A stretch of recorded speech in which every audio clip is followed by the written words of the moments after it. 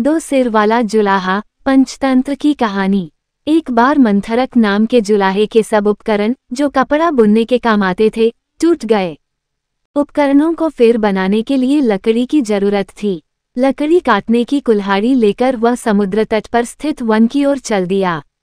समुद्र के किनारे पहुंचकर उसने एक वृक्ष देखा और सोचा कि इसकी लकड़ी से उसके सब उपकरण बन जाएंगे। ये सोचकर वृक्ष के तने में वो कुल्हाड़ी मारने को ही था कि वृक्ष की शाखा पर बैठे हुए एक देव ने उसे कहा, मैं इस वृक्ष पर आनंद से रहता हूँ और समुद्र की शीतल हवा का आनंद लेता हूँ। तुम्हें इस वृक्ष को काटना उचित नहीं। दूसरे के सुख को छीनने वाला कभी सुखी नहीं होता। जुलाहे ने कहा, मैं भी लाचार हूँ। लकड़ी के बिना मेरे उपकरण नहीं बनेंगे, कपड़ा नहीं बुना जाएगा, जिससे मेरे कुटुंबी भूखे मर जाएंगे। इसलिए अच्छा यही है कि तुम किसी और वृक्ष का आश्रय लो। मैं इस वृक्ष की शाखाएं काटने को विवश हूँ। देव ने कहा, मंथरक, मैं तुम्हारे उत्तर से प्रसन्न हूँ। तुम कोई भी एक वर मांग लो, मैं उसे पूरा करूँगा, केवल इस वृक्ष को मत काटो। मंथरक बोला, यदि यही बात है तो मुझे कुछ देर का अवकाश दो।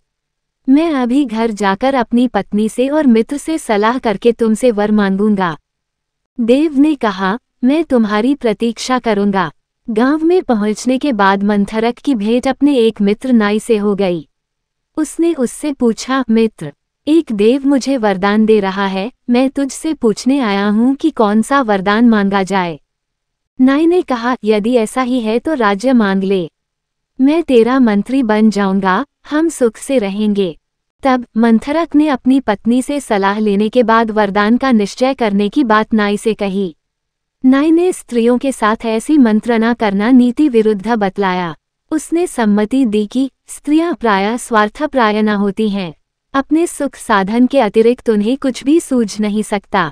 अपने पुत्र को भी जब वह प्यार करती है तो भविष्य में उसके द्वारा सुख की कामनाओं से ही करती है।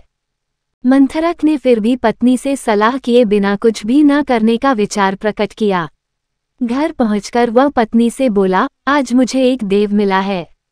वो एक वरदान देने को उद्यत है। नाई की सलाह है कि राज्य मांग लिया जाए। तू बता कि कौन सी चीज मांगी जाए। पत्नी ने उत्तर दिया, राज्य शासन का काम बहुत कष्टप्रद है। संधि विग्रह आदि से ही राजा को अवकाश नहीं मिलता। राजमुकुट प्रायः कौंटों का ताज होता है।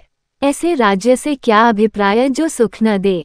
मंथरक ने कहा, प्रिय, तुम्हारी बात सच है। राजा राम को और राजा नल को भी राज्य प्राप्ति के बाद कोई सुख नहीं मिला था।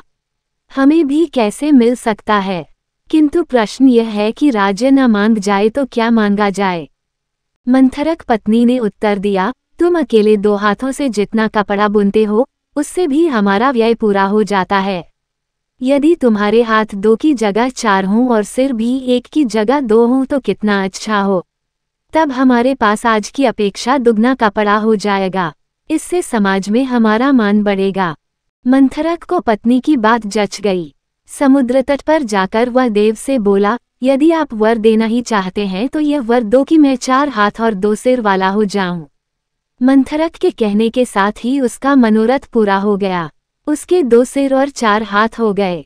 किंतु इस बदली हालत में जब वह गांव में आया तो लोगों ने उसे राक्षस समझ लिया और राक्षस राक्षस कहकर सब उस पर टूट पड़े। लोगों ने पत्थरों से इतना मारा कि वो वहीं मर गया। सीख, मित्र की शिक्षा मानो।